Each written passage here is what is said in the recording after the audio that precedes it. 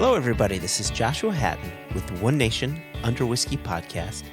I am joined today, and as always, by my good friend, my business partner, the good Mr. Jason Johnston Yellen. But I'm also joined today with my lovely, big, fat, black cat, Ichabod. Hi, Icky. He doesn't have a mic, so you can't hear him. But we can hear you, Jason. How are you? I'm fine. Second billing to a cat. I like this. Let's hear from the cat first. Anyway, to you, Jason. Meow. You know, it's funny that Ichabod is with me because, and we'll get to the conversation in a little bit. But earlier today I was going through our conversation with Hamish Martin, who we'll all hear from him in a little bit, and going back through the conversation. I'd forgotten on the day he had his owl with him the whole time. He did, just in the house, another member of the family. Right. And one of the things he said, in my owl, he's got full reign of the house. I could just imagine getting up in the morning, you go to the kitchen, you get your morning cereal, in comes the owl. That's just got to be a wild and fun way to live. Very Harry Potter-esque. I also wondered on the day if he gets screechers from any distant family who are upset with him. If you had to choose a wild animal to live with, what would be your wild animal of choosing? I think some in this house already claim I am the wild animal that they choose to be with. I've become much more like my dad around dinner time, where I become very cross and short-tempered around dinner time. Interesting. And I'm the one in charge of dinner, so I'm not really shouting at somebody to get my dinner on the table. But as I'm making dinner, I'm getting more and more short-tempered. As you're making dinner?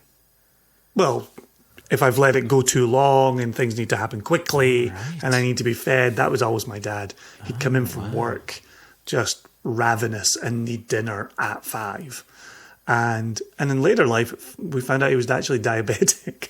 And so with moving blood sugar levels, it does make me wonder. Anyway, so yeah, there are some in the house who would say that about him. As somebody who lives with a wildlife ecologist, I've never in my life been allowed to dream about living with a wild animal. So I don't have an answer. But I imagine Tamara would want, maybe not in your house, but if she had her own little family of deer to collect poop from or something. Yeah, well, she did. She maintained a herd at Washington State University. She was in charge of 45 deer at WSU. There you go. But none of those lived in anybody's houses. That was that part remains frowned upon.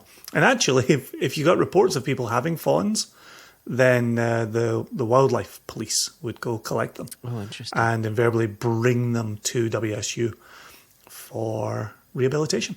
There you go. All right. Yeah. Keeping wild animals in your house is very, very dangerous, very problematic, and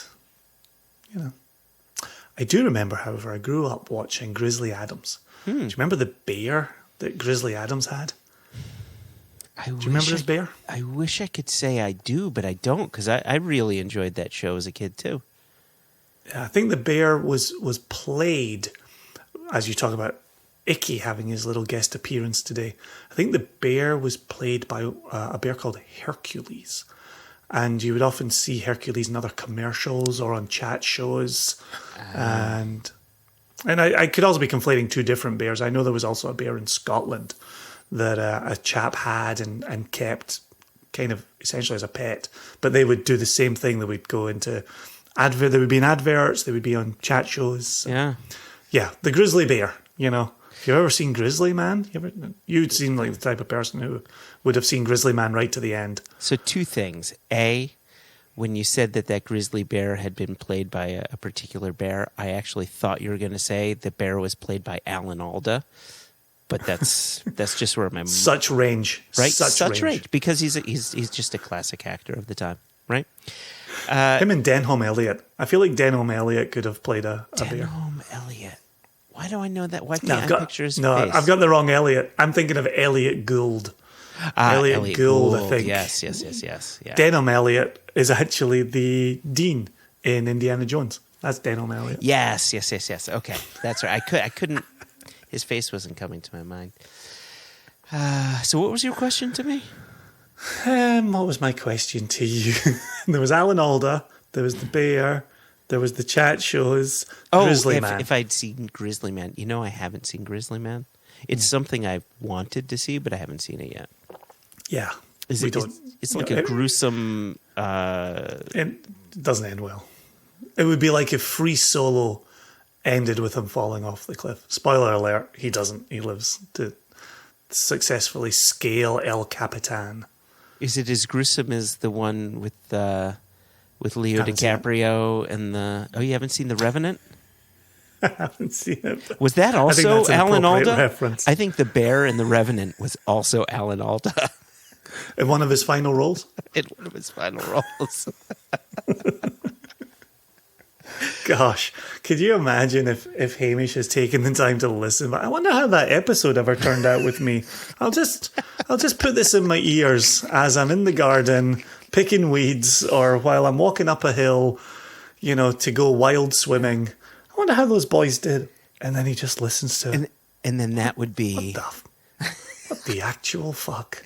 What the actual fuck? He'd been spending the past couple decades wondering if he should just boot all the technology out of his house. And I think this podcast would be the nail in the coffin. It'd be the straw that broke the camel's back. I have to say, I Yes. went looking for the book he recommended during the interview, the one about wild swimming, and there's a new edition of it coming out in May, I want to say. And so I'm still got that very much on the radar. I don't remember the title off the top of my head. I have it stored in an online bookseller's website who makes way more money than they need us to be pimping them on here. But I've got an eye on that. And then the other thing I was going to say was while we were talking to Hamish, I did keep thinking of the book The Third Plate. Yeah. And The Third Plate by Dan Barber. Yeah, exactly. And we actually received copies of that book from Matt Hoffman. Yeah. And we'll be having another sit down. It's been far too long. I know we just did the April Fool's extra. But I'll follow up with you in that in just a second. But it's been too long since we sat down with the good Matt Hoffman and talked about all things Westland. So we're going to revisit that. So later, either in April or the beginning of May, wherever we schedule it, you will have that coming up. But the book, The Third Plate, highly recommend. I know our listeners, and it really is quite touching when I see it happening, but I know our listeners do follow up on various book recommendations and some movie recommendations, and they do try things on for themselves. So The Third Plate is well worth your time. It's just beautifully written. It's one of those books that's kind of annoying because you've got this professional chef who's very well regarded in his industry, who then writes an absolutely impeccable text. And you're like, that's not fair. You should have one exemplary talent, not two. You shouldn't be able to both cook and write this well. Yeah, right? But it is jolly good. And that's how so many people in acting feel about the triple threats, right? The ones that can sing, dance, and act. Like, you shouldn't have all of these talents. But some people do. Mine currently is celebrities who have their careers and then launch tequila brands. That's the new double threat. And I'm like, that doesn't seem fair. Come on. You're that handsome or you're that beautiful and you've made all that money and you have a tequila brand? Like, come on. Sit down. Leave some for the rest of us. We could go the other way. We could start an acting career, Jason. Let's do it. Boom. If this podcast has shown anything, it's that I can act interested almost all the time. Well, speaking of which, I tell you, man, going back to this conversation with Hamish. Yes, go ahead. Stop me, please. The one thing I wanted to circle back on from a second ago Yeah. was a follow-up to an extra. Talk about yes. synergy. Yes, Gosh, please. using One Nation Under Whiskey to follow up on Extra. That is some synergistic blah-de-blah buzzword insert here. So the April 1st did happen. The 24-hour auction did happen. The auction website wasn't ideal. For those of us who are maybe used to bidding on whiskies, this was much more of a straightforward, no two ways about it, make a bid, move on with the rest of your life. And so we don't know the final numbers on the bottles, but Westland are going to make an announcement letting the general public know how much was raised. And right now, our kind of ballpark understanding, and I hope this doesn't take away anything from the actual announcement, but it looks like it might be around $13,000, $14,000, something like that. Given where bottle prices were before the auction closed and how much farther they could have gone, there was no add-ons. Any listeners who are used to auction sites will know that oftentimes there's software that doesn't allow sniping. Yeah. So if you place a bid in the last second, the auction gets extended 5 minutes. And so there's always room to get in a final bid. This auction did not have that. It actually had a hard end date and a hard end time. At midnight, right? And so I know bottles didn't go too much farther beyond where they were sitting, but it looks like about $13,000, $14,000 raised for Big Table, That's which awesome. for an April Fool's, which is a day I'm not particularly fond of, I think is I think it's run its course. I thought they did something really fantastic and really remarkable with those April 1st efforts with the inheritance. It's absolutely wonderful. Like let's say your number is correct. Let's round up to 15,000. That's on average $600 per bottle. That's pretty damn good. And so a lot of people out there being generous with their money, Westland being generous with their whiskey to raise money for a very good cause. It's really admirable, and it was nice that they could have a good bit of fun while doing good work. Yeah, it was exciting. Yeah, kudos to them. I didn't win a bottle. Did you win a bottle? Me neither. We do have friends. In fact, our very own dear Jess won a bottle. I will say no more than that. It is not my place to speak out of school. But yeah, she did. And then very dear friends who, I don't know if they want to remain anonymous or not. I'm not going to share their business. But they know who they are. And they also won. Mm-hmm. And so kudos to them as well. And then we also have very dear friends who were sniped at the last second.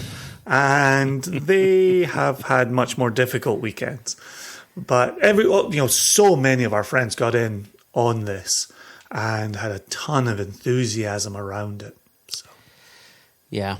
The ones that I were looking at, there were 3 casks that were Pinot de Charon casks, and I feel as if I kept on talking about the Pinot de Charon casks in the podcast, and wouldn't you know it, those were the ones that seemed to go for a bit higher than some of the others. So I don't know if there is a correlation there. I just know from now on, I'm going to either not speak my mind or just lie a lot. I've done the exact same thing with Kilchoman Anticipation. I've talked about my love of it, Jared Carr's love of it, Travis Williams' love of it. My love of it. If you look at Kilchoman in auctions, invariably Anticipation is now the highest priced bottle. Yeah, of course it is. And I said the same thing as you. I'm sure I've got nothing to do with this. However, I will be keeping my mouth shut going forward. And then I know that I won't because, Christ, I talk for a living. So, yes. Anyway, with the synergy neatly, tidily put to bed, let's bring the focus back to our dear Hamish, who will be the focus of today's episode. I have a question for you on behalf of our listeners. is if someone is seeing the masthead or someone has seen this pop up in their subscription, they might be wondering, why are we talking to Hamish the gin guy? And so how did this come about, Joshua? Because this was you, and you put it in front of me, and I went along with it wholeheartedly at your recommendation. But how did this come about? In April 2019, Sam and Chris over at Impex put together a trip for all of the Impex sales reps. And at that time, we'd been in conversations with Hamish and the people at the gin distillery with the idea that maybe we can work together, maybe we can start importing them. And you know, Sam is tight with some of the people there, right? There's long relationships, right? And so I said, okay, we're going to be in Scotland, we're going to be near Edinburgh, let's go and check it out. And so we all went to the distillery, and I'll just put it out there, right? The garden is gorgeous. The distillery is very cool. The drying room is stunning. We had a delicious lunch. I had a lovely tea. It was a beautiful day. Blah, blah, blah, blah, blah. Hamish Martin.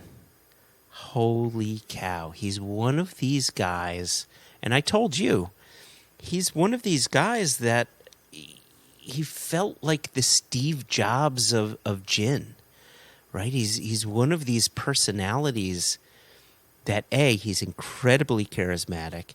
He's wonderfully passionate about plants, about the earth, about botany, and it was infectious. And part of what made going around the garden so wonderful was him. He refuses to walk on the ground with shoes on. Like he needs to be close to the earth. And you'd say, okay, this guy's just putting on a show, and you know, he's a salesman and so on and so forth. No, he's just a guy who loves the earth and loves working with the earth and with plants and what it can be done and how it can make our lives a better life if we look after ourselves and we look after the earth. And like, right, I'm starting to regurgitate some of the things he said, but he really stuck with me. And I was incredibly moved by him and by his passion and by the processes that he explained in making these gins. And you know me, like you, I don't get excited about gin, just like I don't get excited about, you know, other non-aged spirits, mezcal and other agaves aside. But what he's creating is really quite different than anything else on the market, and it's one of those things that you can't fully understand unless you taste it. But I made a gin and tonic with Haida today with the Damask Rose, not the Damask Rose, the Damask Rose and Juniper, and Damask Rose and Juniper gin, and it was glorious. I made it for Haida. The gin was gold. You add tonic to it, it becomes pink. That's all natural. You hear it in the conversation. But I made her the gin and tonic, and she sipped it, and she said, "This is just summer in a glass. It's perfect. It's great." And it just goes to show you that his passion for plants is so incredibly evident in the gins that he makes. And that's why I made the allusion to the third plate. In hearing from you after that trip about how engaging he is and how warm and welcoming, but then also how passionate he is, it's not a guy with a gin brand looking to market it with a bunch of stories. The way, you know, Dan Barber, the chef, has a restaurant, but he's not out there leading the chefy part, the restaurant part up front. He's leading the plants and the earth and the future, and is more than happy to talk about other people doing these types of endeavors with plants. And that was really my takeaway from Hamish, was we spoke with a human being for Yes. an hour, however long it was. I wasn't watching the clock. It was just with a human being who was passionate about the world around him. And that's infectious. Absolutely infectious. He reminded me quite a lot. Though the person that I'm about to mention, I don't think can talk as eloquently as Hamish does. And I say this, he's one of my oldest and dearest friends. My buddy Al Femiak, Uncle Al, who we also mentioned in the conversation, the two very similar people that have this connection to the earth, that if they can't cut the umbilical cord, right? And if that's threatened, all hell will break loose. Like, that's what keeps Al sane. And that's what keeps the earth, plants, that's what keeps Hamish sane. And I think that's one of the things that made me connect with Hamish as well, because I saw so much of my buddy Uncle Al in Hamish. Mm-hmm. You know? Mm-hmm. Well, I think it's probably enough from us for the moment. We should probably bring in this wonderful human being. Let's do it.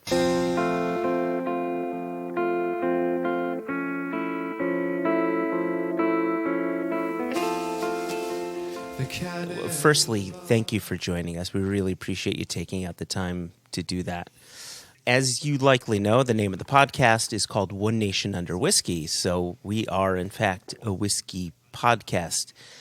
However, we've taken some detours. We've talked about rum. We've talked about mezcal. We've even interviewed actors and comedians and musicians, all sort of based, trying to stay within the rubric of spirits, or connecting it back to whiskey in some way, or the passion within spirits.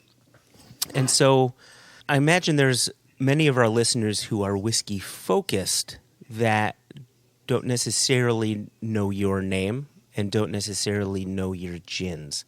So I wonder if you could just give us a brief introduction of yourself and sort of your life up until you starting. Well, I guess up until now, what was your spark within spirits? How did you? Okay. Yeah. How did you get to gin, and did it start with gin? I'm glad. This could take a while, but I'll try and do it quickly. It's actually really good how you started with whiskey, because I'm going to just take you right back. My father used to be production director of the old DCL, Diageo, Guinness. He actually pushed through the definition of Scotch whisky through Parliament. So you wouldn't have the definition of Scotch whisky if it wasn't for him. He got an OBE for his commitment to quality of Scotch. He started the Keepers of the Quake right at the very beginning with Lord Macfarlane. And he also started the International Brewing and Distilling School at Heriot Watt. So I have spent my whole life with whiskey. I had holidays when I would work in bottling plants, Port Dundas, so I had my whole sort of education in it from a very, very young age, always been surrounded by it. Trying to do this very quickly for you. I know I don't sound it. I'm 100% Scot. I actually you can't see, but obviously I wear my kilt full time, which makes it a bit awkward sledging if other people are about at the moment, because we've got lots of snow. So I'm 100% Scot through and through on both sides. I'm very proud of that. I'm very proud of actually Scotch whisky and everything it does for Scotland. And very quickly, straight from university, a long time ago, I went into the army, but I tore my knee ligaments very, very early on in there and was medically discharged and was left at that point, can't be in the army. And I used to play a lot of rugby for Scotland schools and 21s and all that. It was like, well, what am I going to do? And I had a passion for wine at that stage, funny enough, Joshua. And my father retired in 1991 as production director of Guinness or whatever, the Diageo now, and could see that I was wanting to get in the wine trade. And I'd started up on my own in London at that point, selling wine to restaurants. And my father said to me, well, listen, why don't we make a Scotch whisky? So actually, we produce something called Inverarity. Some of your drinkers might have had it in the past. We produced Inverarity as a single malt and as a blended whiskey. In fact, actually, Deloche Vineyards were our UK importers at one point. And so I've really built Inverarity vaults up with whiskey, but as a wine company in Scotland. And my father, unfortunately, passed away maybe, I think, 16, 17 years ago. And I carried on with Inverarity. But the reality was that I was in the wine trade. I'd built up at that stage the largest independent wine merchants in Scotland, supplying all the Michelin-starred restaurants. And we did a lot of own label work with the whiskey. So we did everything from Hollywood Palace to the Ritz, the Savoy. We did the Scottish Parliament, etc. I came a bit disillusioned with wine and growing the business. And I've always been passionate about plants, about growing the grapes that made the wine, about being involved with nature. But I didn't realize this. I'm probably giving you too much information, actually. But no, this is fascinating. Keep going, Hamish. Okay. Yeah. So really, from my perspective, I didn't want to ever live life, and I don't think any of us should, by going, well, I wish I did, or what if? My real passion changed from the grape to herbs and gardens and plants and nature. And I left everything that I knew. I sold Inverarity, 12 years ago now, and retrained as a herbologist. I went to the Botanic Gardens in Edinburgh, studied for 2 years with them. But actually, probably more interesting, I spent quite a lot of time in North America, actually, with, I suppose you'd call him a medicine man called Wolf. And that really changed my whole perspective on how to work with plants, how to work with nature. I worked with plants as a herbal medicine, but to work with nature as a relationship was eye-opening. I also worked with a witch doctor in South Africa. Went over to them, and really, when you sit at the feet of somebody who's truly connected to nature, you learn to shut up and listen. You know, it's not for books, it's not for writing, it's not for words. You take it internally and you get rid of your ego, and you realize there's the strongest relationship there that has to be earned, a respect that needs to be earned. And that really started my whole journey. I had no idea where it was going to take me. I just knew my rest of my life had to be with plants and with herbs specifically. And when I was living in Edinburgh, we were renting a flat at the time in the centre of town. I found a property just outside Edinburgh, a cottage where I went to have a look at it. It wasn't right. But as I drove up this single track road, I saw this huge derelict glass house. And I parked the car, jumped out, and stood in front of this glass house. Now, I'm going to use the word weeds. My real passion is indigenous wild plants. That's what I'm passionate about. So when I looked down this glass house, smashed glass, concave roofs, filled with wild indigenous plants that most people wouldn't want, I had a dream, or a deja vu of my dream the night before in its entirety, with the vines, the peaches, the paths. And I thought, right, guys, I hear you, I get it. And I gave my number to the next door neighbour, and literally 9 months later on, we get the keys to this 7.5 acre derelict plot on the outskirts of Edinburgh. I do remember I had 3 kids at the time and with Livs, and I said, there's good news and bad news, guys. Good news is I found somewhere to live. Bad news is there's no house. So welcome to a static caravan living. We lived in a static caravan for 3 years with ended up being 4 kids, 5 dogs, a cat actually. And we spent 2 years to open this garden called the Secret Herb Garden. Our only objective to open this garden was to create a green space where people could come and feel the energy of the plants, feel relaxed. I mean, Josh, you've been to the gardens. I know you've got some idea about what that type of energy is that we've always tried to create. Indeed. And my wife just wanted to have a cafe and sell vintage furniture, and I just wanted to sell herbs. And to the fact that we sell over 600 different varieties of herbs.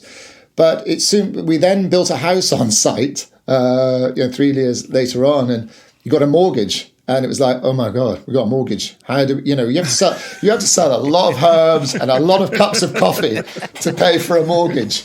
And as a herbalist and somebody who adores plants, I'm a great believer you've got to experiment. I always say there is limitless possibilities with limitless imagination. And I had created this, I still had a 3-litre still. So for 2 reasons. One, I've known about distilling since I was a boy. And 2, I was distilling actually herbal extracts to make tinctures and everything else. I was distilling plant material. And we, at that point, we had the largest grow the largest amount of apothecary roses in the UK, and I've been playing with those, and I ended up making a gin from them that turned pink when you added tonic, and it tasted of the roses completely naturally. Color came from the petals, the rose flavor was coming from it because I distilled the roses separately, and we just drank it at home for a laugh. And when we ended up getting a mortgage, it was Libs was saying, Hamish, you're going to have to make a business with this gin. I was going, oh no, I don't want to go back to the booze trade. I spent my whole life in it. And then I suddenly realized I'm not actually in the booze trade at all, though I'm making gin. I'm telling everybody how amazing nature is by the botanics that go into it. So I felt completely comfortable to say, do you know what? Let's do it. We had no money, but I managed to get some investors, and we converted the barn into an ATEX rated still room.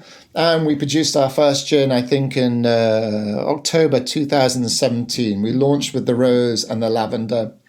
And my daughter at that stage was 17, started the business with me, who now runs all the social media and everything. And that was it. We started making gin in 2017. We hand harvest. So from my perspective, it's all about the plants that make it, not the still, not the water, not the wood. This is nature that creates it. We use no chemicals here whatsoever. As a gin distillery, we employ in the height of summer 5 full-time gardeners, 2 full-time harvesters. So this isn't like a gin distillery that says, this is what we do. You actually come and see us. You can come and see the gardens and come and see what we do. So we're actually doing it for real. And it was a godsend that we did it, to be honest with you, because if we hadn't done it, I don't think we would have survived, to be honest with you. So it was really all due to the rose. So we built a big apothecary rose garden. So I call it to the homage of the rose. It's sort of, it was the plants that saved the day. Nothing to do with me, nothing to do with Libs. Actually, the plants, and specifically the apothecary rose, said, look, guys, I can help you here. I can make you a unique product which has no chemicals, changes colours, and a bit of fun. And it says how amazing the botanics are. So that, in a very long-winded way, sorry guys, brings you up to speed to where we are. Oh, I love it. Yeah, that was brilliant, Hamish, and I really like how you put it, that it was the plants that saved the day, and it's the plants that are giving you a livelihood and feeding your wife and children and dogs and cat and owl. Totally. And so forth.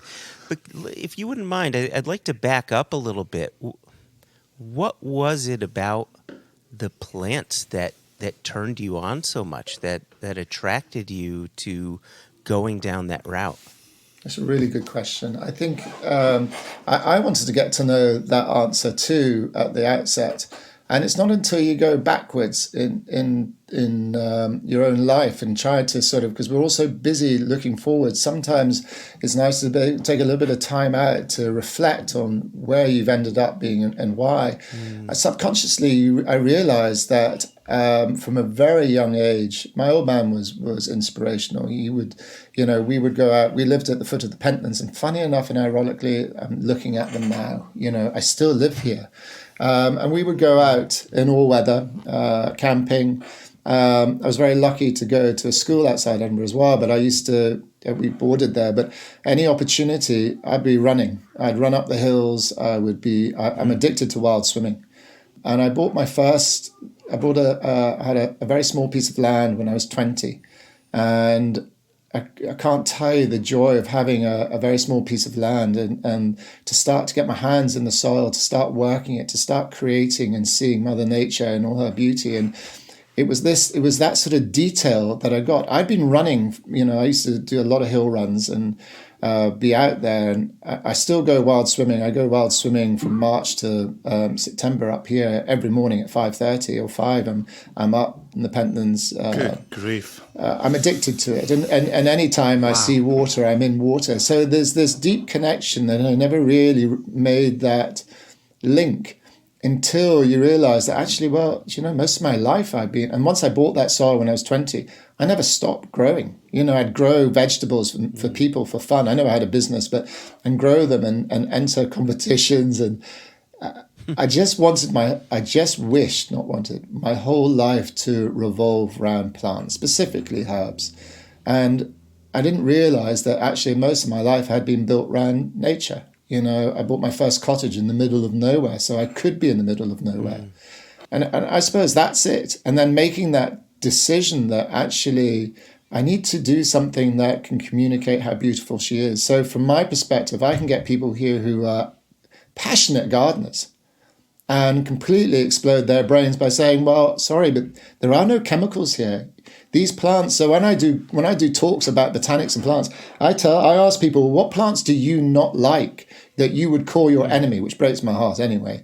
And, if they're a good bunch, they'll know lots of plants. Say there's 12, 13, and I'll just spend my whole talk taking each one of those plants and flipping on its head and saying, what a gift you have by it growing in your garden. And that's how I see it, is that, yes, we're making gin. Yeah, but we're growing the botanics, and at every opportunity, I can tell a mixologist, we have some of the best bartenders who come out here, and the excitement when they can see that they can pick, I'll go with them, any plants, make any gins that they like. We have, I would say, well over 200 varieties of plants that work well in gin here. So you can imagine the possibilities of what we can actually create here is enormous. So trying to get back to your question, it wasn't until I realized to be brave enough to make that decision to spend the rest of my life with something, but turn my back on everything that I had known. And I won't say that wasn't comfortable. That was 3 years of wholly uncomfortable, not knowing where I was going, trying to work out how to earn a living and follow a path that I felt was true to me. And, nature has a way of communicating. Sometimes I need it to bang like a drum, and that other times she's so subtle, but you just have to be awake to the subtlety of how those messages are given to you. And I know that might sound a bit odd. It probably sounded a bit odd when I'm saying it out loud, but I know it to be true to me. That once you form a connection and see the beauty, and I tell kids all the time, I know you're going to want to, travel the world and see, whether it be Niagara Falls or the highest mountains, but we forget what beauty is growing at our very feet in plants that are actually there the whole time, saying hello to you, knowing the piece of earth that you're from. You can spend a lifetime getting to know a small piece of earth. Anyway, I digress. Yeah.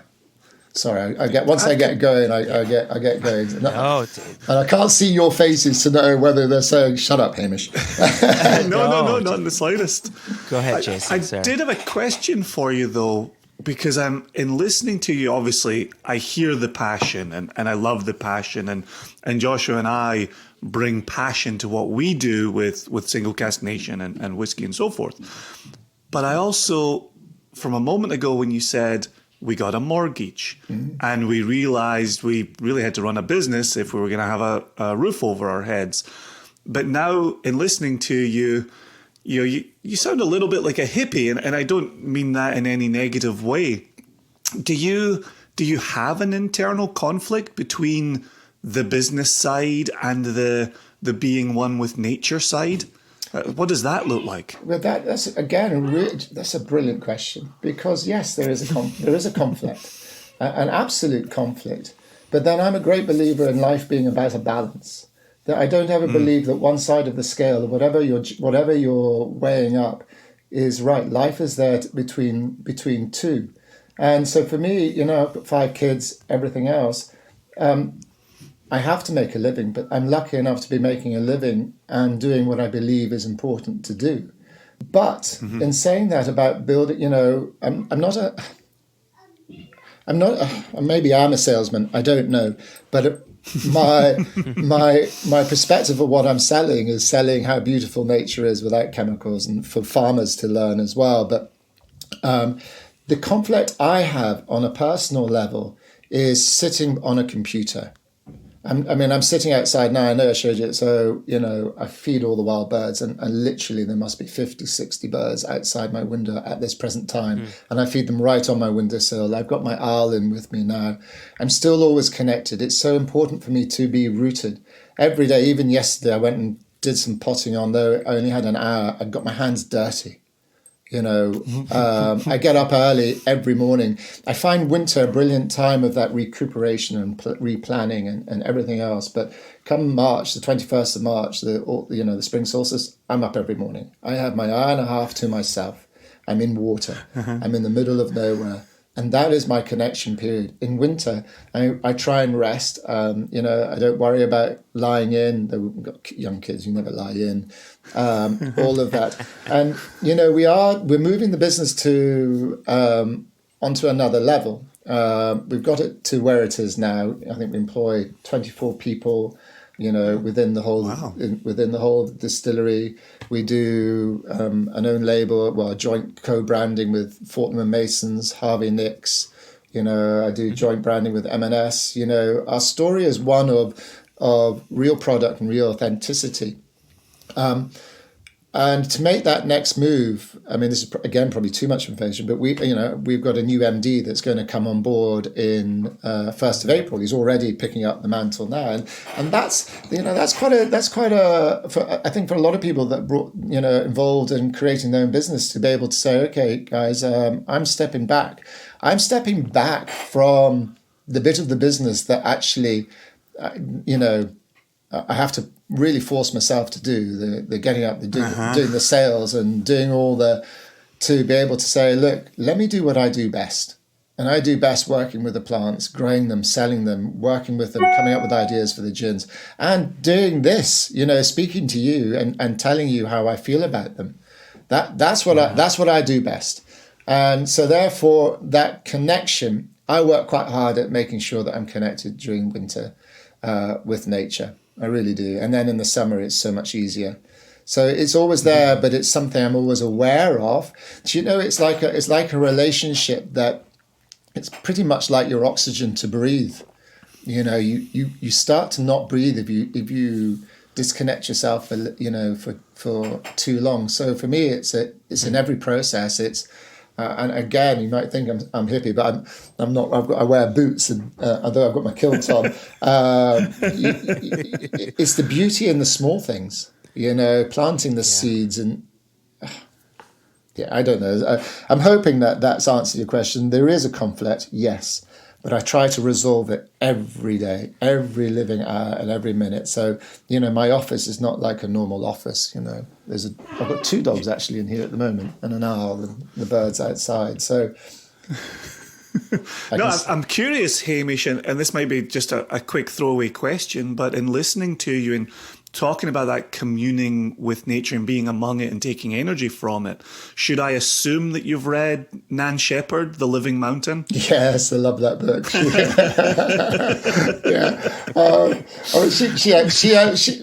I think if you read that book, I don't know if any of your listeners have read that. Yes. So I look at it as that she sometimes takes it to a male-female extent. For me, it's both. There is both energies are there, and there is that connection, and she writes beautifully about it, absolutely beautifully in her perspective, her eyes, and so yes, and of course she was from the Cairngorm Mountains, so she knew those inside out. Yeah, the reason I ask is oftentimes we'll mention books in passing on the podcast, and then our listeners will go and buy them, and then they'll write in and say, oh, I read such and such, you mentioned it on the podcast. And so I wanted to make sure that The Living Mountain was on radars within the podcast and endorsed by Hamish. So. Definitely. Well, if I can add one book into that as well. Please. It's called Waterlogged by Roger Deacon. Unfortunately, he died quite early on. But as I said to you, I'm addicted to wild swimming, and Not wild swimming with a wetsuit, I hasten to add. I wild swim with make sure, too much information for your listeners, but let's just put it this way. There cannot be anybody nearby when I go swimming, because it's part of that connection that's so important, the flesh and the water. Roger Deacon's Waterlogged is an awe-inspiring book that will get any of your readers to think, well, actually, there's a river there. Obviously, we need to be respectful. And I might just give it a dip and see how that feels. Oh, it's fantastic. I've got it on my web browser right now. I'm looking at Waterlog by Roger Deacon. Oh, so fantastic. I will check that out. It's written poetry, in my opinion. Yeah. Yeah. Beautiful. It's amazing. It reminds me of growing up, me and an old friend of mine, Jason, you've met him before, Al Femiak, we all call him Uncle Al. Mm-hmm. And in high school, when school was out and the summer was upon us, not a day went by that we didn't walk a good 2 miles to a somewhat hidden swimming hole. And there'd be all sorts of rocks and points to jump into that swimming hole, and that is what made us feel whole, being able to just get in that water every day. Definitely. Mm-hmm. Do you know what I've been doing to my kids since they were, and still do, even in the summer, they would have cold baths. That you just need. My oldest one's now 23, but I'm glad to say that they will go swimming. Even my daughter's boyfriend, who took a picture last week breaking the ice to get into. I nearly killed him, actually. That's another story. I took him wild swimming up north with my kids, and they're used to it. And I said to him, "Look, turn back now. I don't want you, risking it." He said, "No, I'm fine." No, he wasn't. We had to swim. We had to rescue swim him back. But I had to impress your girlfriend's dad, though. Yeah, exactly. It wasn't a great start. I nearly died for you, babe. So I couldn't believe it when I saw a picture of him breaking the ice to go in the water. And I mean, I've taken the kids, my idea of a holiday for them has been traveling the UK, finding these, doing a bit of research, finding these wild swimming holes and traveling to them and camping out. I took the 3 older ones up for, a wild camp in summer, doing exactly that. So yeah, you hope, and I think at some point they know that when things get tough, there's always somewhere to go. There's a safety blanket there that's ready for you. And I think if I could only install that in them, to know that actually nature's there to be communed with and is there for you. And when you're, I think we all find solace in it. And I think that's the reality of it. Just thinking of internal struggles, and like Jason's previous question where he thought it may be a throwaway question, maybe this one is too. I don't think Jason's was, and maybe if I'm lucky, this one won't be either. But, a lot of the discussion has been around nature and communing with it and connecting with it. And my gut tells me connecting with it as it is, as we find it. But when making gin, you're taking nature and you are manipulating it. What are your thoughts there with manipulation of that nature for a product where in the end, I mean, alcohol in a way is a poison, but it's also pleasurable.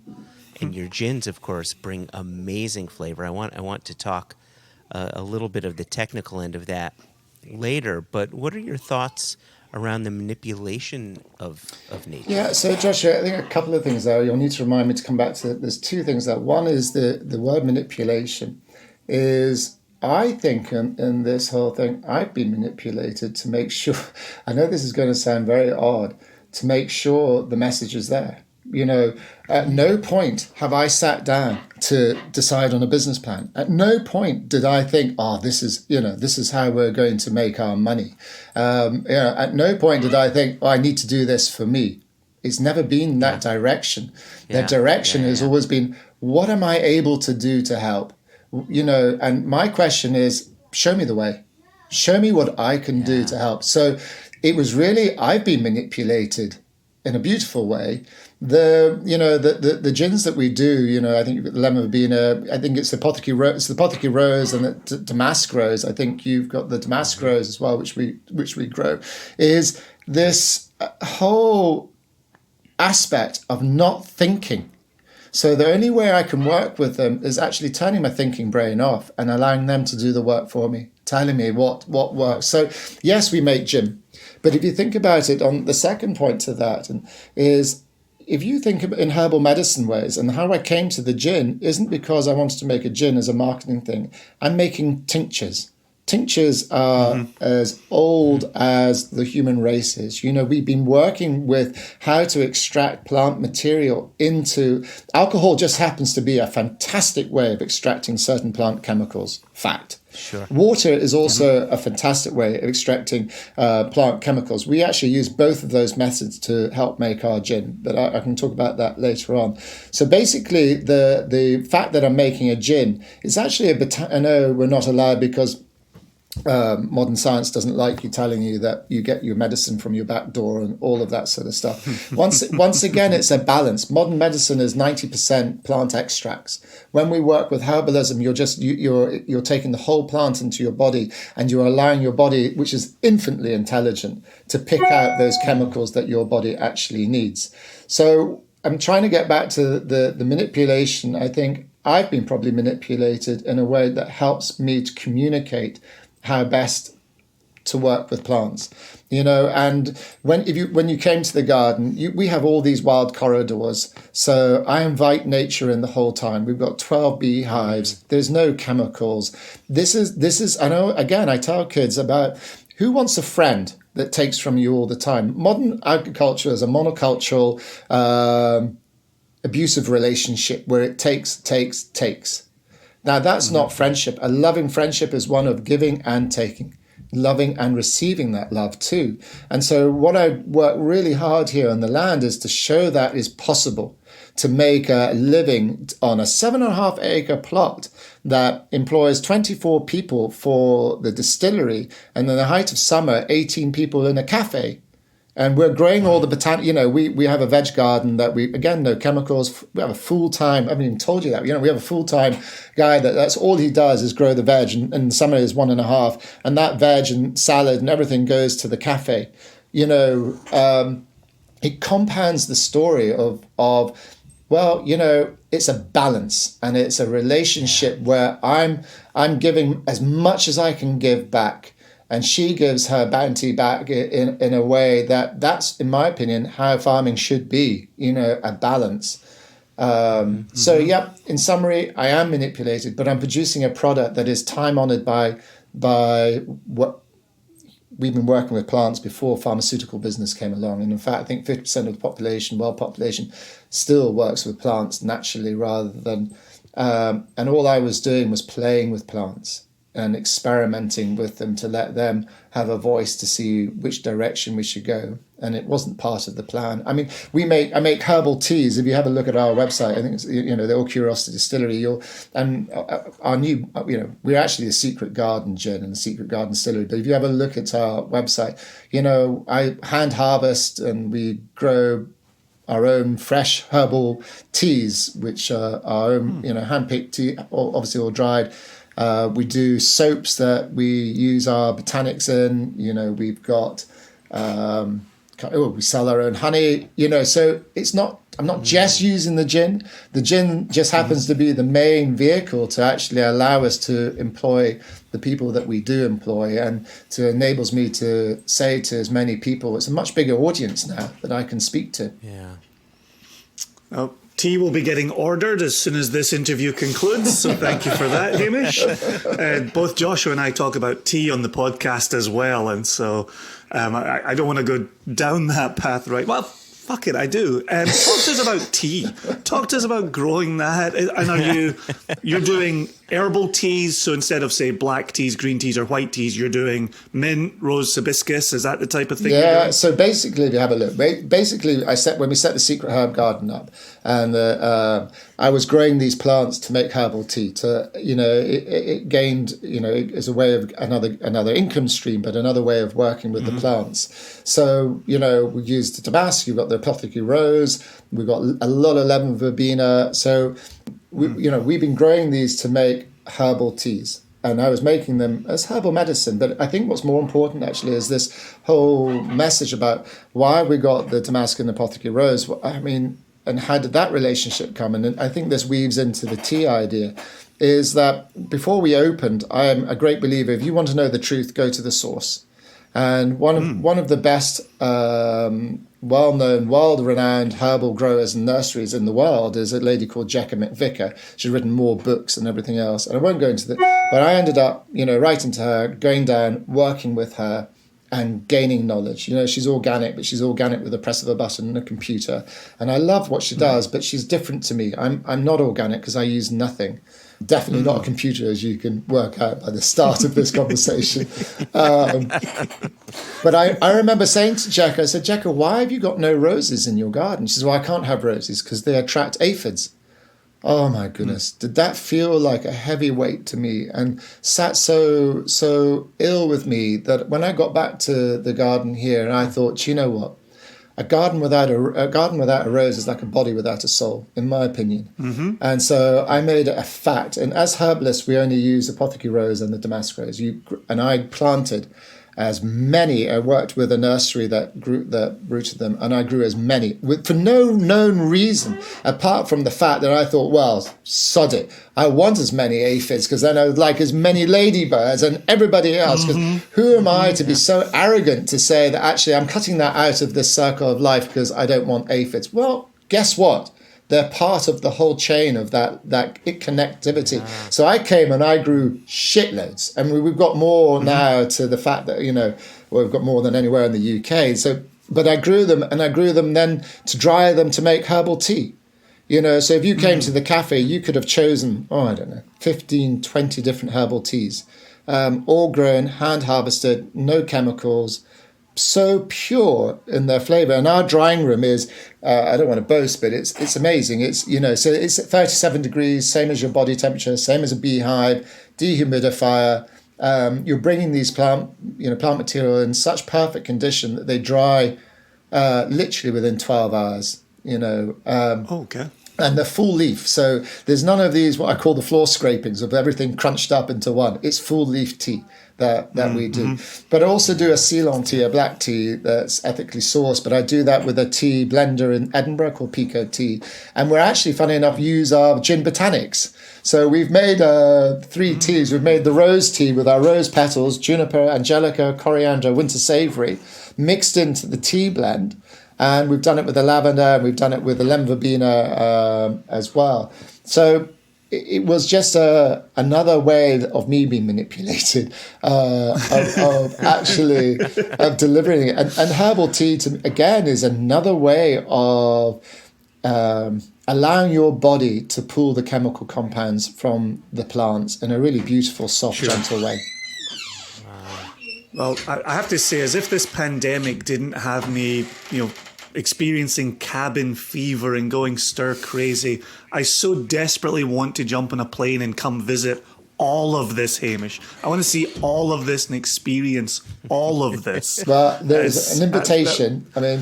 Thank you. I would love to. If there's one thing I do love doing, it is sharing. Joshua and I do love sharing it. And sharing the garden with as many people. So our gardens are open to the public. You don't need to come for tea or coffee. You can see 2,000 juniper bushes growing with fully laden berries on them at the moment. So it's here to be physically viewed, not just sort of talked about in any marketing context. Come and see it. See the drying room. Brilliant. In fact, we've just put plans into our local council to upgrade the distillery to, I'm going to say it's all singing or dancing, but increase the drying room, make it all glass so people can see it as soon as you come into the distillery. It's a glass frontage, bigger still, more of a visitor centre. But again, all sustainable, like everything, so from solar panels to, as you can imagine. And on the same footprint that we have, but just make it add to that visitor appreciation of what it's really about. Yeah, it's fantastic. I have not forgotten and will not soon forget my trip to see you and to see the garden and to walk the garden with you. Of course, we were all wearing shoes and you were barefoot. That was another story. But it was a treat, and it was a treat to see both the gardens and how you produce the gins. For our listeners, and please, Hamish, correct me if I'm wrong here, but for our listeners, I think normal gin production, producers are taking a neutral grain gin, they're macerating their various botanicals in some sort of a basket, and they rectify that spirit in with the botanicals. After a certain period of time that the spirit has been with the botanicals, it's now sort of infused with those, flavors and compounds and so on and so forth. Then it's diluted to around 40% alcohol, chill filtered, put into a bottle, boom, Bob's your uncle. Mm-hmm. But your process of gin production is quite different, because I think you're not to say that other gin producers don't care about the botanicals they're putting into it, but my gut tells me that you're focusing first and foremost on the botanics, and secondly on the alcohol that's also in the bottle. Completely. Yeah. So could you go into that process? Of course. I probably spent too much time, but it is the number one process is obviously growing the botanics primarily. So there's a couple of things here you need to know. One is that we don't artificially heat anything. We're just growing. I only grow the botanics that grow naturally with us. So if we want a citrus style of gin, you've got your lemon verbena there. I get citrus from lemon verbena.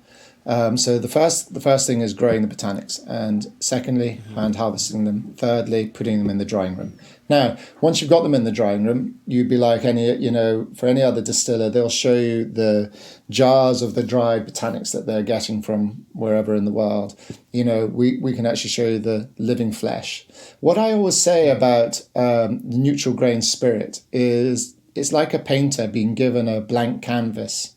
You very rarely ever ask the artist what canvas have you used to create your painting, especially any of the sort of masterpieces. And it's like, well, it's the color from the botanics that give you the picture of the gin. And for me, we have a variety of colors and shades that no other gin distiller can possibly even think, especially in Scotland, can even think that actually exist. I've actually given them, I used to advise other distillers before I started up here what botanics they could and couldn't use. So it's bringing colour to the gin, but there's two other things to the gins that we do. Is one, we also make what's called plant distillates, a water plant distillate. I touched on it earlier. So you're absolutely right. You make gin by your rectification and your infusion. Yes, it's like a big tea bag, and you boil up the alcohol and the fumes go through the botanics and they condense, and that is gin, as long as you have over 50% of juniper in there. But we also do separate distillations. And I said to you that alcohol is a fantastic way of extracting certain plant chemicals, and so is water. So water collects all the aromatics. If I was to use fresh rose petals in a gin distillery, you would absolutely steal all that subtlety of flavour, and the alcohol, you'd lose it. You might have a subtle amount. I make you a water distillate on fresh rose petals. It is, it's so concentrated and is the essence. I always call it, it's the essence or the soul of the plant by using that. And then, to add to this, we then use the petals of the actual roses so I'm going to use your damask rose that you've got as an example. The base gin is made up with juniper, angelica, coriander, winter savory, grown here, easy. The rose, so when you taste that, the rose is coming from fresh rose petals being distilled to give you it's like a rose water. If you carried on distilling that, you would eventually get oil. But just as a water, you add a little bit of that into the gin and that changes it. That's when people have our gin, they go, oh my God, that is just like real roses, or, the lemon, or, I think you've got pink elderflower and jasmine, and it's another story I can tell you about that one. But, you've got fresh rose, and then the colour, well, that colour is coming purely from the flower petals themselves. Just infusing, once you've made the gin, once you've added your rose distilled waters, the colours come infusing it on the petals. And the fact that the gin then turns pink, so in its state that you would buy it, it's golden. And the reason it turns pink is when you add the tonic or squeeze some fresh lemon in there, it's an anthocyanins that's in the flower petals. And at school, they do a thing called red cabbage water as a pH indicator. So red cabbage water is purple, squeeze, lemon juice turns pink. Well, this anthocyanin occurs naturally in quite extremely in the plant kingdom. But there are certain flowers that have lots of it. And I have literally about sort of 16 different flowers that I grow specifically for this anthocyanin. And it's a little bit of fun. And what I always said to people was, open the door to the magic of herbs. And for me, this sort of colour changing thing that happens with the rose is a little bit of fun. It's a little bit of magic that Mother Nature can show you. When you add your tonic to the rose gin, it turns pink. Now, the pink elderflower and jasmine, we do have two very large jasmine hedges. We've got a glass house, the one I talked to you right at the beginning, but obviously all completed and etc. But we've got two huge jasmine bushes there, and you don't need much. So we pick some of the jasmine flowers, you make a fresh distillate from that, and tiny, tiny amount. And the same with the elderflower. It's fresh elderflower that's distilled that goes into there. And I'm going to let you into a little secret how we get the colour of that to be pink. There's probably too much information again, but we are using some violet petals and a small amount of rose petals, but mostly these violet petals. And then we're adding a little bit of fresh organic lemon juice to that. And it just turns it that most beautiful pink colour that you've got. And then when you go and drink it and add tonic to it, it will continue to turn even more pink. And that's coming again purely from the flower petals. So when you're making gin, you make gin. So we do that. But then we're also using the actual body of the plant so I always say it's like we're using, 3 parts. We're using the bones like everybody else, the dried bones of the botanics. Well, we're using the dried plants material, but we're also using the body because we're using the actual flesh of the petals in themselves. And then you get to the essence and the soul by the water distillate. So in our gins, you're able to use the whole plant is in this bottle. Not just one part that we're distilling. It is body, soul, and bone. It's the whole thing. Wow. Sounds like your own commitment, Hamish. All 3 aspects of the self. Do you know what? Yes, probably. Actually, in hindsight, if I could be blessed enough to make that as a goal and as an objective for life, then I would love that to be that goal and objective. Yeah. That's remarkable. Really, really cool. Do you mind if I ask you a question on the business side? Yeah, of course. I know there's other people employed for this, but you're clearly a man who's been immersed in spirits and wine for a good while here. And how, as someone who's seen it up close, I'm saying this very poorly. What am I trying to ask? Why have we seen the rise in gin fanaticism that we've seen in the United Kingdom?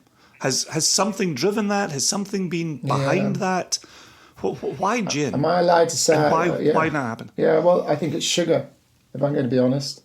The flavoured gins have really driven the new growth, that it's opened up to a new market segment.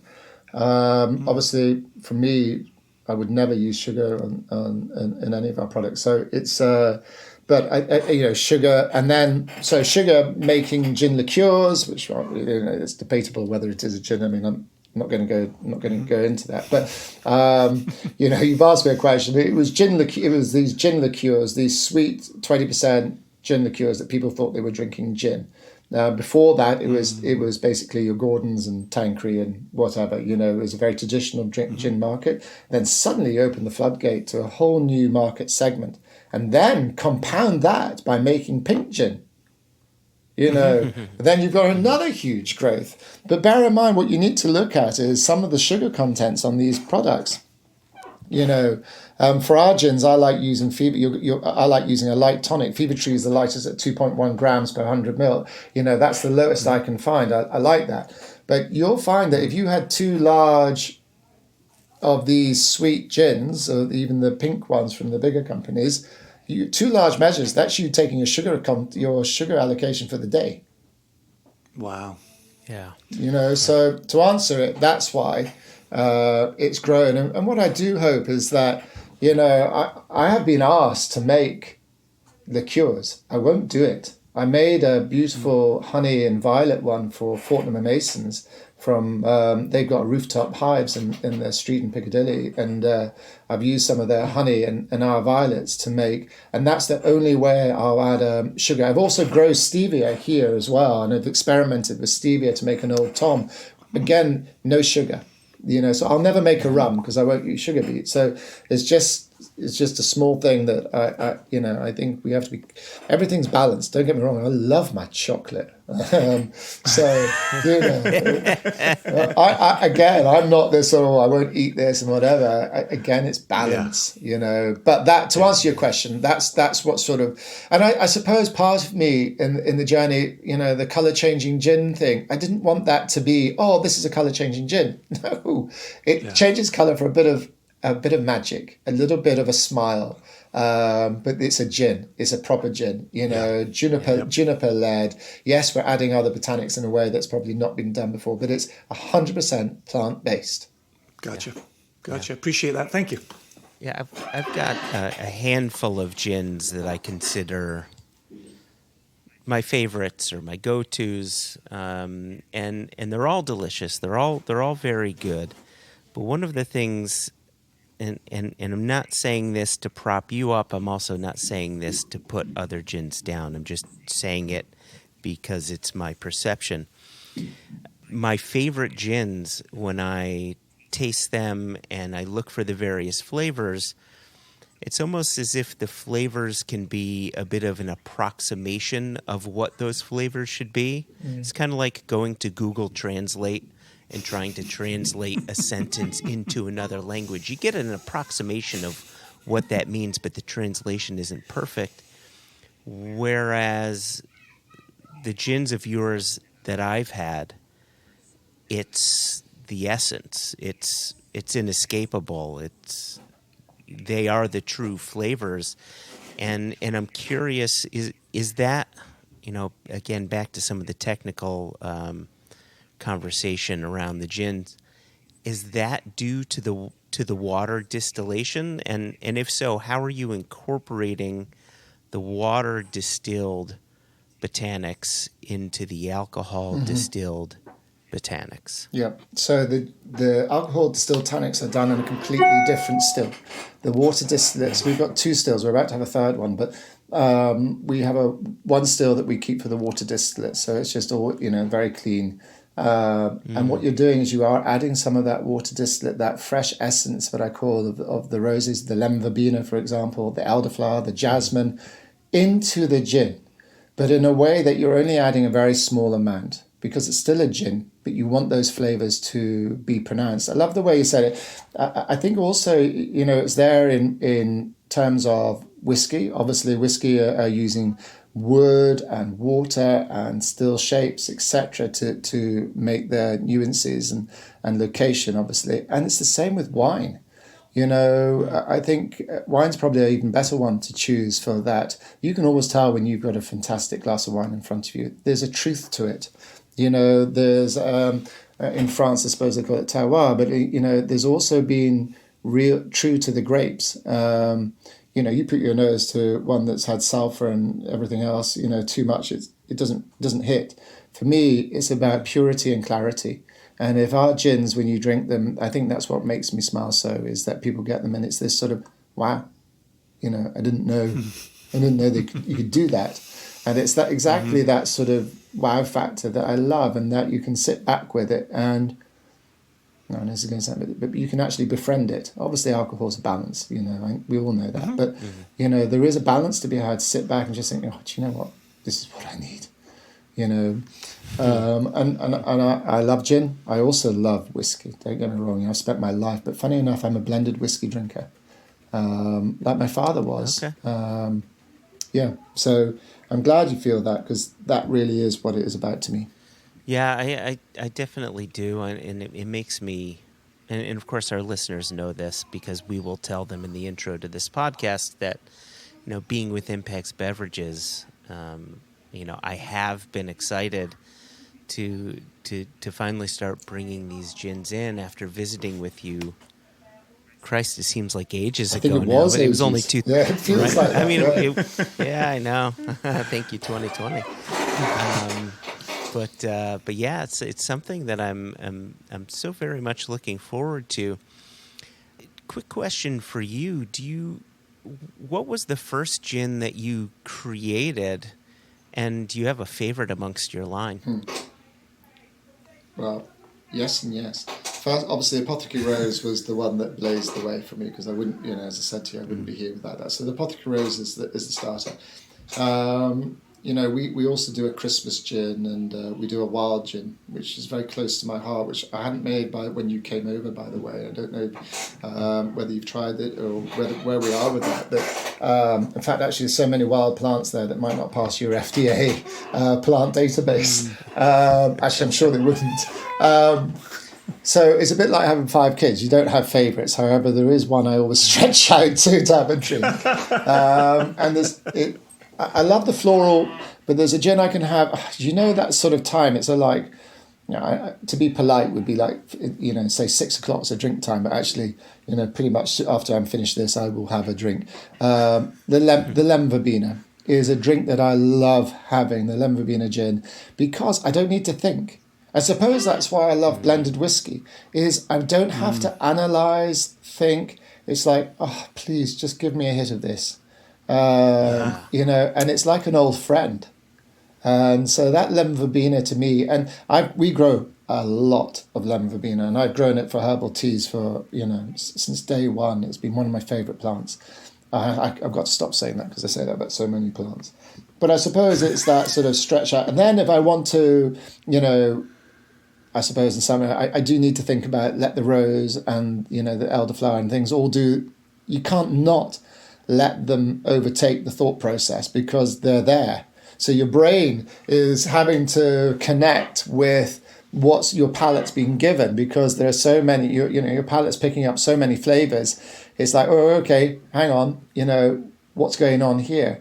Whereas the lemon verbena, that's my shot. It's like, yes, please, just give me ice, lemon, long tonic, boom. And I'm happy in the snow as we are today on the height of summer with one of those. And yeah, as I said, not allowed favourites, but there is one I like to put my hand out to get. I was going to say any time, but I'll be polite. Maybe after 5, probably. You're among friends, Hamish. I think that's such an important point. Jason and I have had this conversation, between ourselves, but also with many of our podcast guests, and more specifically over the course of 2020, where it seems more often than not, what we reach for is what's giving us comfort, what we need for comfort. And I know myself, when my day is done, I don't want to use my brain anymore in the places where I don't need to be using my brain. And so I'll just find that really good, comforting whiskey. I don't need to think about it. I just need to know I enjoy it. And then take a breath. Definitely. Yeah. I mean, my old man used to smoke Johnny Walker Black. When we had in Rarity, we had our own blend, and Dad gave the original formula for that, and so we based our blend on the original Johnny Walker Black, which was prior to being a 12-year-old. It was unlabelled. It was only becoming a 12-year-old when Chivas Regal brought out theirs as a 12 to compete. But you find a good blended whiskey or a good gin, a good gin that you can just sort of think, just come on. It's exactly that. And I think it's a really lovely way of putting it, just to be comforted that, we're living in pretty bizarre times at the moment. And so old friends are best. Yeah, indeed. It's also hard not to start drinking at 10 a.m. every day. Hey, Jason, did you have any further questions for the good Hamish? Did you want to ask our closing questions? I didn't want to cut you off. I was just prepping for that. Yeah, with an eye on wrapping this up, taking up time from everybody here, and Hamish, you've got to get onto your afternoon gin here. Yeah, I do. So we're closing in on that, and so we like to get out of here with a similar question for everybody, and it's taking on a more pressing need in these pandemic times. But as you cast your eye to the future, clearly you're talking about the expansion of your distillery. As you look through 2021, and we all hope for an end to pandemic living, but even 21, even into 22, what's something that's got you excited? What has your eye as you peek into the future? So here's the deal. I am the worst person in the world to look at macroeconomics or the macro world of things. I haven't read a newspaper in maybe 20 years. I don't watch telly unless it's a film. Obviously, I'm aware of what's going on, family and everything else.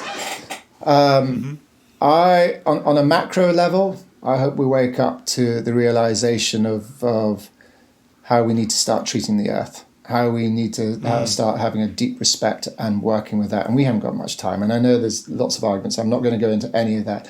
All I can say is that each and every one of us need, in my opinion, only my opinion, need to have a connectivity to Mother Earth. Once you have that connectivity, you'll do everything you can to help protect her. And I think maybe the one thing of the pandemic is people have realized that actually she is there for us. We've just been running around too fast to miss that. And so I think that's a big up.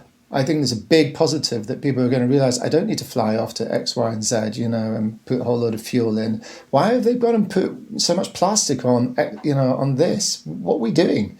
So, I'm hoping that will come to the fore. And in my own funny little way, teaching gardeners and plants people how to plant and work with plants I work with 3 charities here. So we've always got 2 people here from, we've got a Naval Scott, it doesn't matter, but I'm always getting people to get their hands in there, to taking people around the garden to say, look, we can do this. So on a bigger picture, I'm hoping that we understand how fragile and how much support we need to give her. In the long run, anyway, we'll do our course. On the short term, what I look forward to now, you won't believe me, but across my garden, I'm looking at, I had to get planning permission for it, if you can believe it. I will be moving my office to a huge tree house. I love that. Underneath my tree house will be the aviary for my owl, with a hatch where she can just come up and down to my office. At the moment, she's in my office, as you know now, and she sleeps here, and she has the whole freedom of the house to fly around with.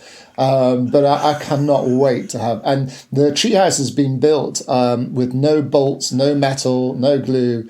We have the most beautiful man here who works with carpentry, but in a very natural way. So it's 3 meters up, and I think my wife's petrified she'll never see me again if once that's up. So I'm looking forward to the treehouse. Yes, I'm looking forward to building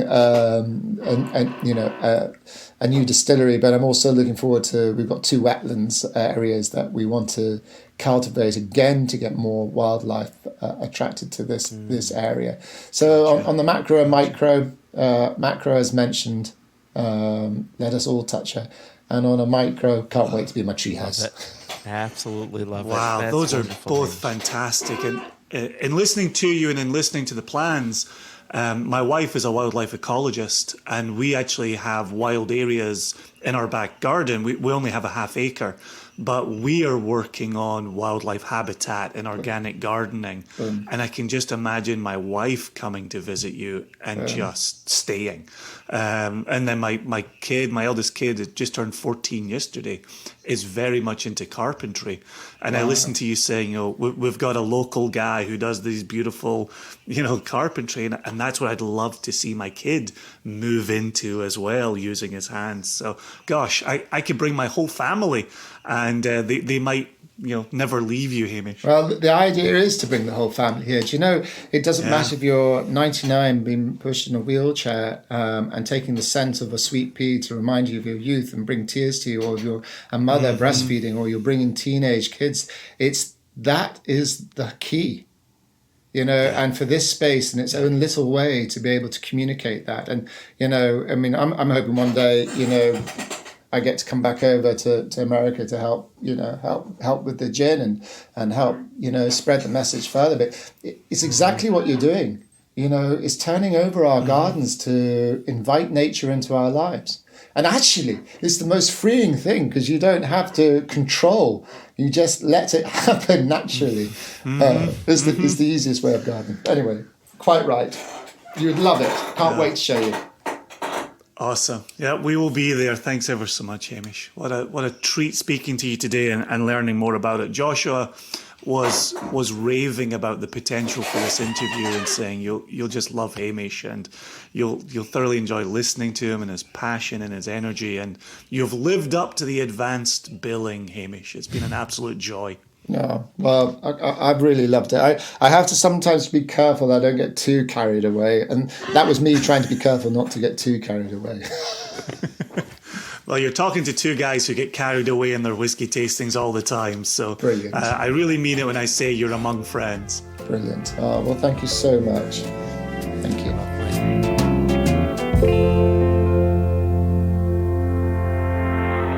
Once again, thanks to Hamish for his time and his wonderful, wonderful company. But thanks to you for bringing this to us as One Nation Under Whiskey, and me as co-host, and on behalf of our listeners as well. That's the type of chap that we all need to be listening to and finding a way to support. And I don't just mean that by buying his gin. I mean supporting his philosophies. Yes. Right? Yeah, exactly. Exactly. Because some people might listen to that and think, here's a hippy dippy guy. Listen, it doesn't hurt you to be kinder to the earth. It doesn't hurt you to pick up after yourself. It doesn't hurt you to, if you're hiking and you see a bit of garbage on the trail, to pick it up, right? I mean, these are all little things that we could be doing just to look after your local surroundings, right? And I think that in the end is really a takeaway that one can have. Yeah, when you and I concluded that interview, and Hamish had shut down his screen and had gone, and you just looked at me over the Zoom and you said, "Wasn't that great?" And I just, I'm sure I still had, deer in headlights look on my face after just being amazed for the full duration and just being like, yeah, that was good. It was really good. And one of my takeaways, now granted, I'm more familiar with Hamish and with his garden, with the gins than you were, but what I wasn't familiar with was his deep familial connection to Scotch whiskey in the Scotch whiskey industry, right? Mm-hmm. His dad helping to start the Keepers of the Quaich, right? And him starting that program at Harriet Watt, and of course Inverarity blends, and there were some single malts bottled under that label as well that he told me about a while ago. But I didn't know how deep that connection had been. So it was really cool to hear that he does come in part to this from a whiskey background, or from, whiskey has in some ways informed his approach to creating these spirits. Yep. I really meant it when I said it in the interview. I cannot wait to get back to Scotland for a host of reasons. and getting to actually meet Hamish face to face, wander in the garden with him, drink a cup of tea, see the new build on the distillery. It's going to be brilliant. Yep. Cannot wait for that. Yep, he's in our future, and likely have another episode around it. You know, I'm sure he'll resonate with our listeners, and I'm sure having a follow up somewhere in 2022 is not beyond the bounds of imagination. Agreed. So, the interesting thing about this episode, at least the timing of this episode, is we don't really have any news to be breaking. We also don't have any new emails to be sharing, but we did receive something in the mail, and I wanted to bring that to our listeners' attention. You already know about it. In fact, I'm going to be sending one of these off to you. Ooh. And our listeners will know what I'm talking about in a second. We received a package in the mail from a dear listener, David Feldner. He's also a very dear Single Cast Nation member. And so, I visit the post office about once a week. I check our mailbox to see if we have any checks coming in, or if we have any invoices that have come in, and so on and so forth. And I checked my P.O. box, and there was one of the yellow cards in there, which tells you received a package that's a bit too big for the size of your P.O. box. Oh, that always gets me. That's a good start. Yeah, it's always the size of the P.O. box with you. And so I was excited. So I delivered my little yellow card to the post office worker. The post office worker gave me a box that I want to say was around, 5 by 5 by 5 inches, a cube, if you will. So I opened the box, and inside the box was a little note and these wooden, it almost looked like a coconut cut in half. And the outside, right, the convex side of the coconut shell was, burned or branded in some way with some really nice patterns in it. And then these almost like wicker rings that came along with it. So okay, let's read the note. And so the note read. Jason, I like the fact that the note was on top and you just went, I'll just bypass that. Let's see what's in here. Isn't it terrible, right? It goes back to being a kid, right? And it's your birthday and you get a card. Birthday card, boo. You open the card. Where's the check? Where's the money? Okay. Oh, they also wrote something that I meant to read. Right. Okay. Your mom is busy reading the card over your shoulder. That was me just squeezing out a little cork here. If that was picked up on audio, I'm just replenishing. Because I don't learn my lessons, I've been enjoying a little bit of Kilchoman during our recording today. This is the Fino Sherry Matured Release, one of 10,500 bottles in 2020, and 46% alcohol. Just an easy go-to Kilchoman that I hear that your hot mic is picking that up too. Well, yeah, it's no longer Passover, so I can drink whiskey, and I decided to pour the same with you. Is this because you usually observe? You have a Jewish household, right? You usually observe, even though you yourself are not Jewish, you like to observe the holidays. Did you keep, and we will get to David's letter here, but I want to talk about this for a second. Did you keep kosher for Passover from a no drinking whiskey perspective? And if so, I did indeed. You did? Was this your break whiskey fast whiskey? Look at that. It is indeed. It is indeed, and I have thoroughly enjoyed it. Yeah, today we were Jews on Easter today. We drove from our house. We live about 15-20 minutes from the Costco. And we drove into Costco, and the car park is completely empty.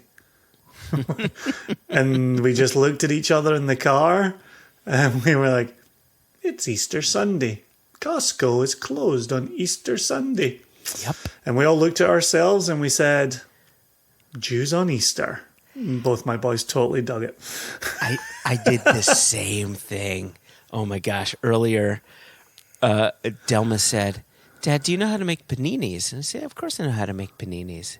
Can you make me one now? I said, first off, I don't have time, and we don't have any bread. She said, can you make them later? I said, no problem. We'll have it for dinner. So when I was done with whatever I was doing, I hopped in my car. I headed to the store. I was going to get bread and fresh moots and pesto, and wouldn't you know it, it's Easter. Yeah, Tamara was busy texting me that we were going to pick up a new lawnmower battery from Lowe's. She was going to order it online. I was going to swing by and do curbside.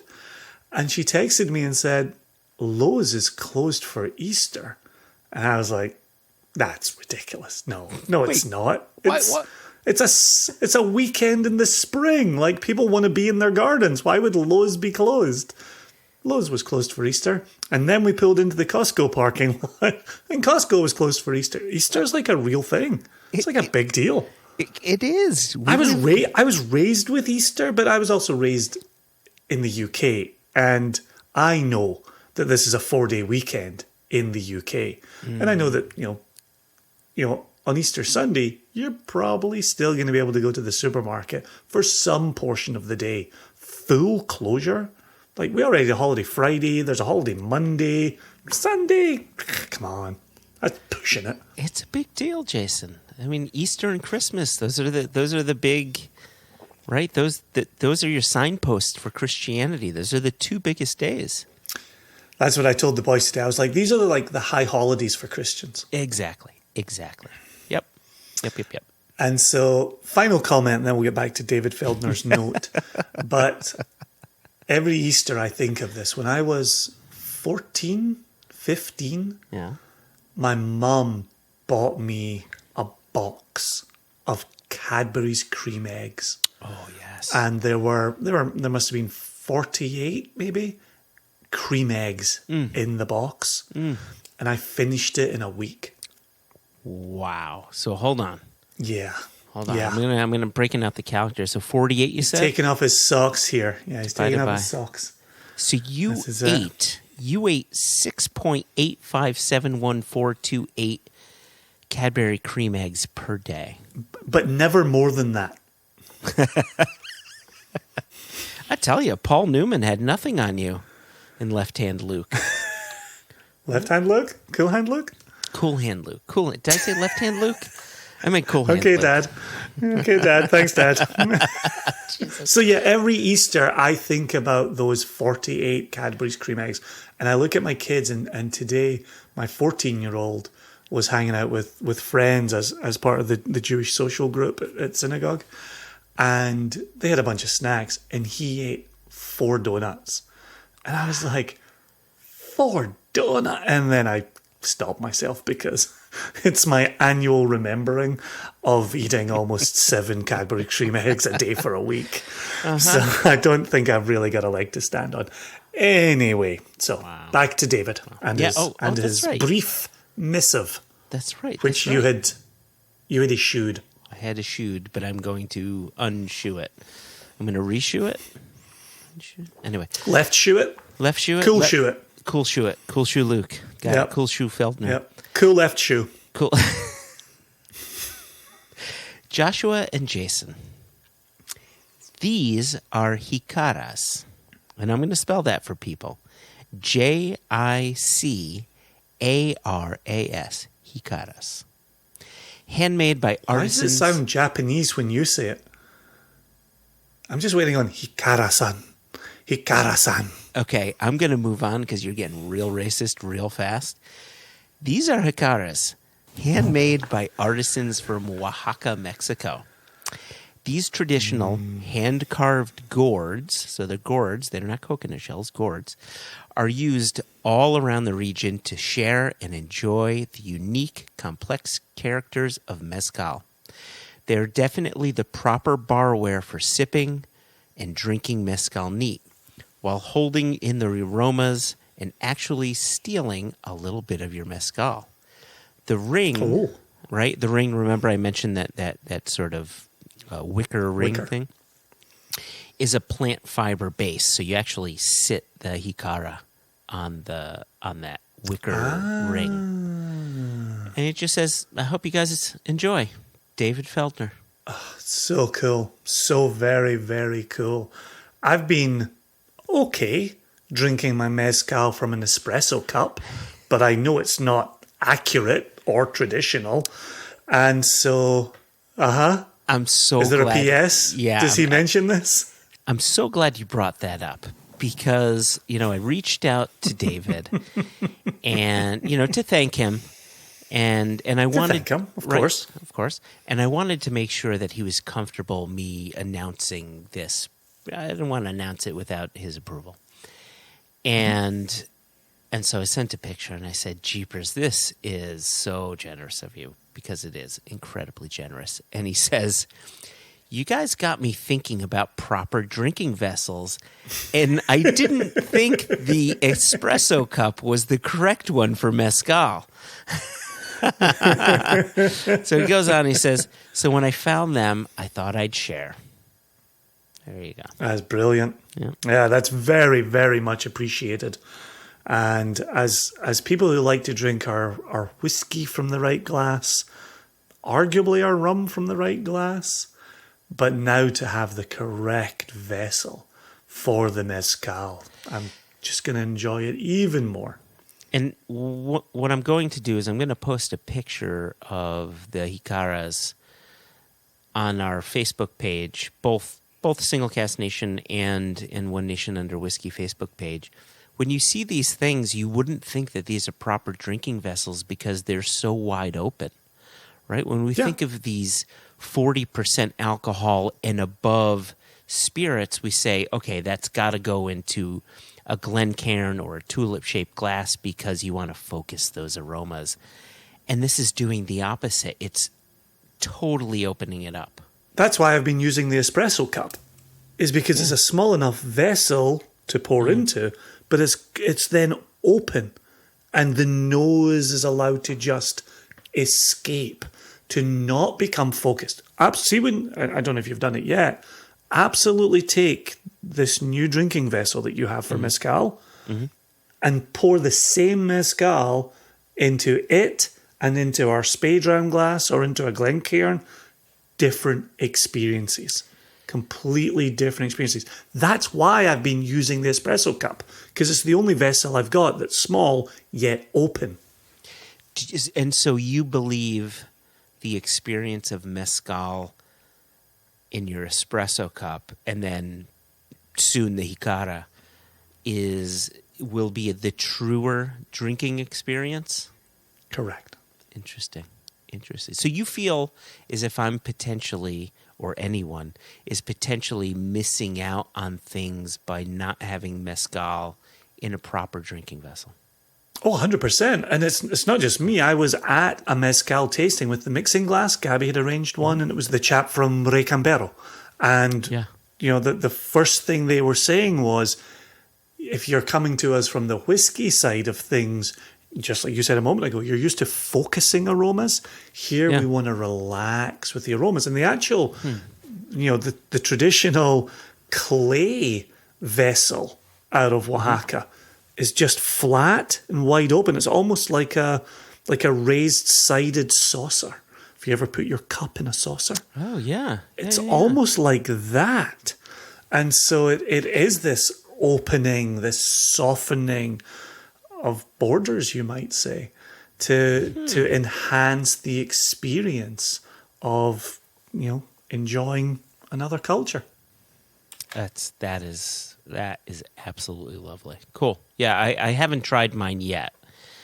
For some reason, I've been waiting to when I can send you yours, and then we can enjoy it together and do the and actually I'd like to do that. I'd like to do the side by side with you. So.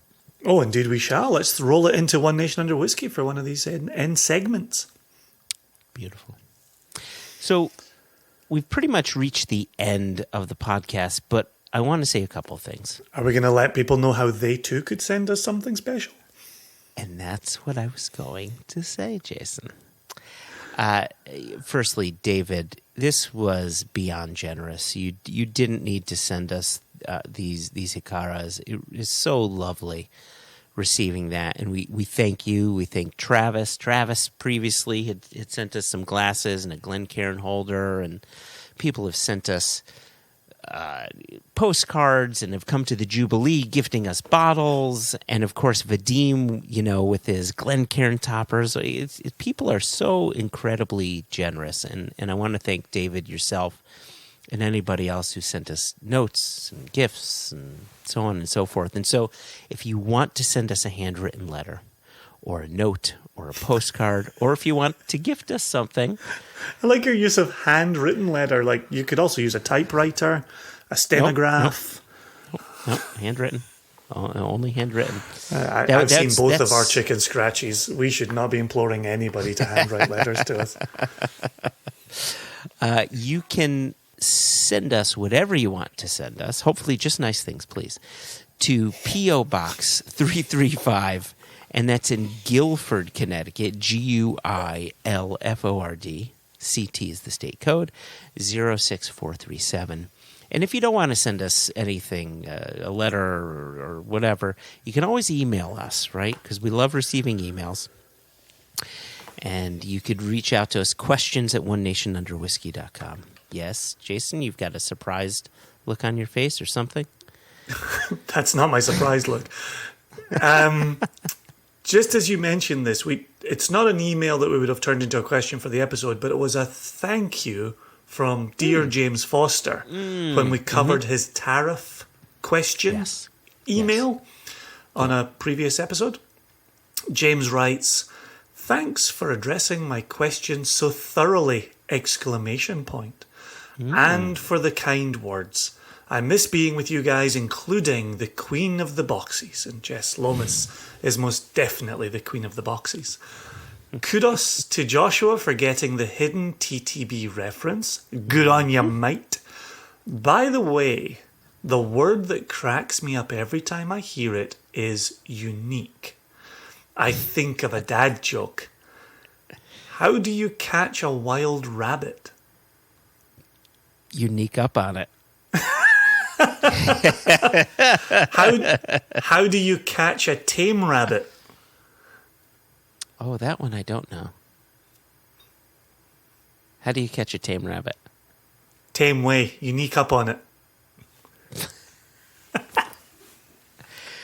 It's so funny reading that out loud. I felt like I needed to blow my nose. And this is allergy season for me. So I'm used to my nose running, then being blocked, and then running, and then being blocked. So tame way, unique up on it actually gave me a visceral reaction in the old olfactory system. So that's brilliant. That was good to hear from James as well. That's always a pleasure. Yeah, it is. So many good people. I miss him. Yeah, the last time I think I saw him was at Jubilee, Seattle. Oh, gosh. Yeah, 2017-ish, maybe 2018. Anyway, so thank you, James, for thanking us for reading your email. But it was nice hearing from him. And so if, like James, you want to reach out to us, again, questions@onenationunderwhiskey.com. You can always find us on Facebook. Just search One Nation Under Whiskey. We have a page. We have a group. You can post questions there. Twitter, we're at One Nation Whiskey, and in Instagram we are at One Nation Under Whiskey. And Jason, if you had to choose between having the word whiskey with an E or without an E, and then incorporating that spelling into everything that we do, which spelling would it be? No question. No question.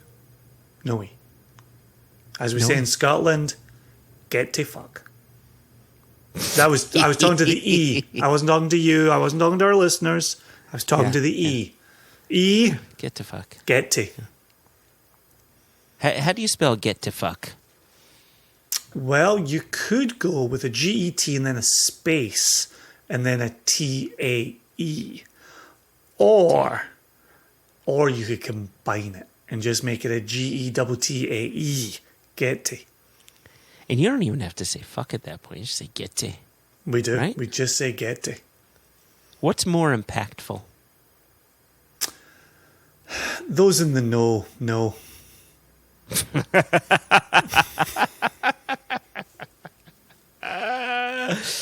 Jason, it has been absolutely lovely spending time with you. It's been a delightful Easter Sunday together, dramming on Cologne and talking about Hamish and remembering good times. Well, I look forward to seeing you again when we record for Extra Extra.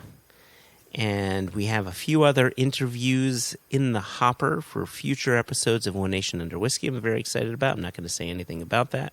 Just know that I am excited about it, as I know you are as excited about it as I am, Jason. Do you have any final words before we bid our listeners adieu? We had an absolute blast watching Back to the Future for the most recent episode of Mates, Movies and Malts with Mark Watt. It was a quadruple M that day. It was a quadruple M, yes. Oh, that was so brilliant. Yeah, so for those of you that don't know, we have a third podcast called Mates, Movies, and Malts, where we invite an industry friend to sit and watch a movie with us, and you, the listeners, get to enjoy the movie along with us. If you're interested in that podcast, it is a Patreon. In other words, you do have to pay for it. But the first episode is free. You could just do a search for Mates, Movies, and Malts. And the first episode is just you and me, and we're watching Raiders of the Lost Ark. But we had Jess Lomas on to watch The Goonies. We had Ian Allen on to watch Blade Runner, Billy Abbott to watch Batman, and then just now Mark Watt with Back to the Future. And man, has that been a ton of fun. Yeah, as always, listeners will remember the Mark Watt malt stock episode where he had done his research to be able to get the knife in.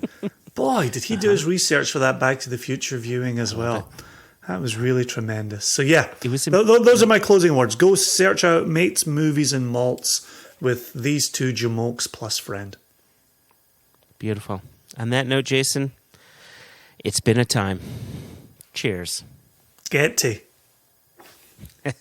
You're still not talking to me, right? Who are you talking to when you say get to? Anyone who'll listen.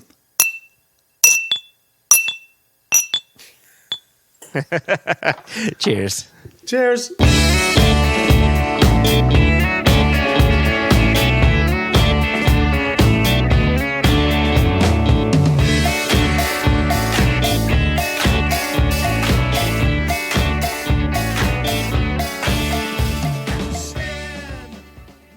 Wake up the gimp. Where's Zed, baby?